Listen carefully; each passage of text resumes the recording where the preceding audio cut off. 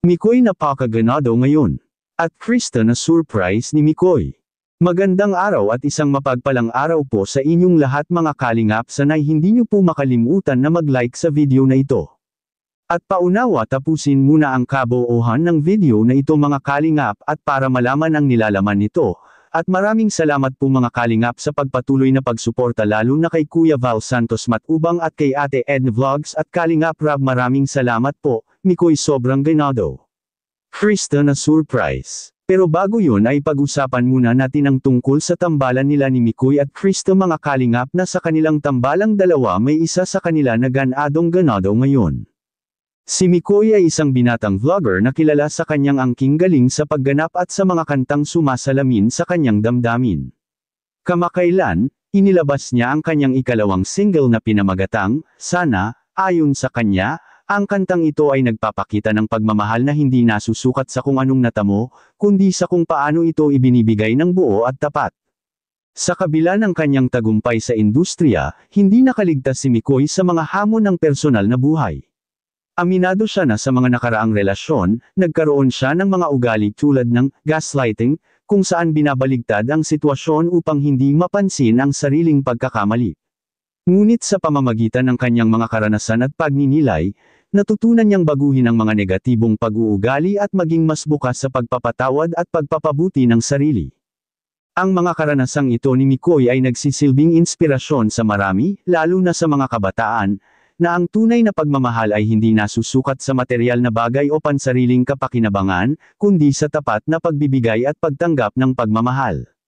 Sa kabila ng mga pagsubok, ipinapakita ni Mikoy na ang pagbabago at pag-unlad ay posible sa pamamagitan ng pagninilay, pagpapatawad, at pagmamahal sa sarili at sa iba, at sa kabilang dako naman mga kalingap. Mikoy may inihanda para kay Krista. Ano kaya ito? Yan ang ating makikita sa video. Oo nga, diba? Krista Jane. Si Krista Jane. Ikaw Pero ano, o nga pala, palakpakan tayo. Salamat po. Thank you po. Nakita mo kanina, grabe. Mataas. Himala nga kuya, naabot niyo po. Level up na siya, bro. Opo. Level up ka na, bro. Salamat po sa mentor ko, Kalingap Jomar. Bro, talagang pinaghahandaan mo yung bawat episode natin. Ganun siya mag-effort para sa'yo. Nakita ko naman kuya, sa pag-asikaso pa lang po. And ganun din naman si Krista. Talagang ano siya, talagang pinaghahandaan niya. Pansin niyo pag kumakanta si Krista, kabisado niya, bro. Ano yun, pinaghahandaan mo talaga pag may vlog tayo? Opo, syempre. Kasi po, Yung rap ko, di mo napansin natin. kasi po Chikading? natutuwa po kasi yung mga viewers sa namin, sa tandem po namin, sa kantahan namin. Syempre po, para naman po, mas lalo silang maging masaya. Talagang pinaghahandaan. At syempre, para sa inyo po, Kuya Rob, sa inyo, sa buong kalingap na nandito po, na nag-effort na pumunta dito, kahit sobrang layo po talaga. Grabe. At, ikaw Sa ating lahat. Gusto kasi ulit-ulitin na may Gusto ko yun. Kaya yun lang po yung maigaganti ko sa inyo na effort. Ayoko padapuan ng langaw to. Grabe. Ay lang. Bro, di ba, kasalanan din naman niya kaya ka nagkasakit. Yan. Bro. Manahihina ka kasi. Ha?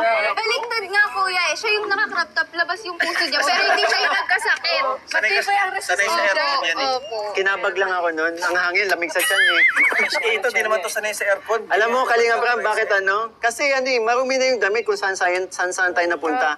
Ang ginawa niya, yung damit ko, ginanong-ganon niya. Ay, may bakterya. Oo. Hindi. Parang pangin. Medyo, mali. Erase. Pero bago tayo matapos, syempre, asan na si mga founder natin, co-founder? Grabe talaga. Palagi pala naghahanda si Mikoy at Krista sa tuwing wala pa silang serye mga kalingap, at kaya kapag may serye na sila ay napakagandang tingnan dahil silang dalawa pinaghahandaan nila ito. Anong masasabi niyo po tungkol dito? Please comment and God bless you all.